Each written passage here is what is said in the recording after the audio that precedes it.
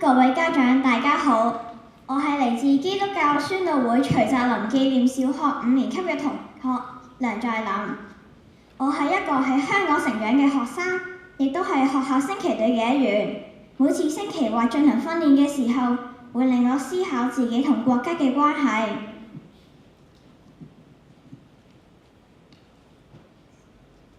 我應該點樣理解自己嘅身份呢？我喺升旗隊入邊，我學會到紀律同團隊精神嘅重要性，亦對國家加深咗認識。升旗隊嘅訓練其實並唔簡單，每一次排練都需要大家步伐一致、動作準確，稍有差錯都會影響整體。正因為咁，我慢慢明白到喺升旗禮肅立、認真，唔只係儀式上嘅動作，更係一種態度，一種對國家嘅尊重同責任。香港係國家嘅一部分，對我嚟講，國民身份認同唔係放棄香港人嘅身份，而係喺認同香港特色嘅同時，知道自己屬於一個更大嘅民族。香港嘅文化、歷史同生活方式都係中國多元文化嘅一部分，兩者可以共存同互相豐富。除咗透過課堂同埋閱讀，家人同我亦都親身到過國內體驗。我到過首都北京、杭州、四川等嘅地方，我哋選擇住喺民居附近，親身接觸當地社區。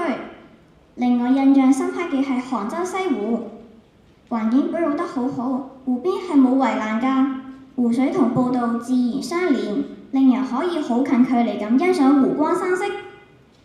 更重要嘅係，咁靚嘅環境並冇因為冇圍欄而被破壞，市民同遊客都好自律，靜靜散步，欣賞風景。呢個令我明白，文明程度唔只在於規則，更在於大家願唔願意自律同承擔責任。另一個印象深刻嘅體會就係有次參觀長城嘅時候，天氣好凍，仲落住大雨，我哋全身濕晒，爸爸喺巴士上俾錢手忙腳亂。竟然有乘客主動上前幫手，仲教爸爸用乘車優惠。嗰一刻，我哋都感受到一種好純粹嘅人情味。爸爸講當時佢嘅身體好凍，不過內心好暖。另外，爸爸同我講，比起佢10年前嚟中國，國內有住翻天覆地嘅改變。無論係城市建設、交通系統，或者電子支付同公共服務，都進步咗好多。我開始理解到，國家嘅發展並唔係一夜之間發生，而係長時間努力累積落嚟嘅成果。經歷升旗隊訓練同內地體驗，我學會尊重同反思。真正嘅尊重係願意了解自己嘅國家，思考可以為社會做啲乜。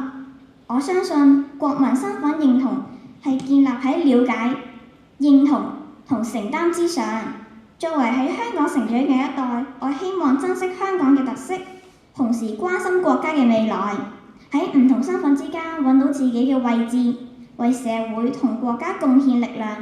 我期待喺未來嘅日子入邊，與國家共同成長。多謝。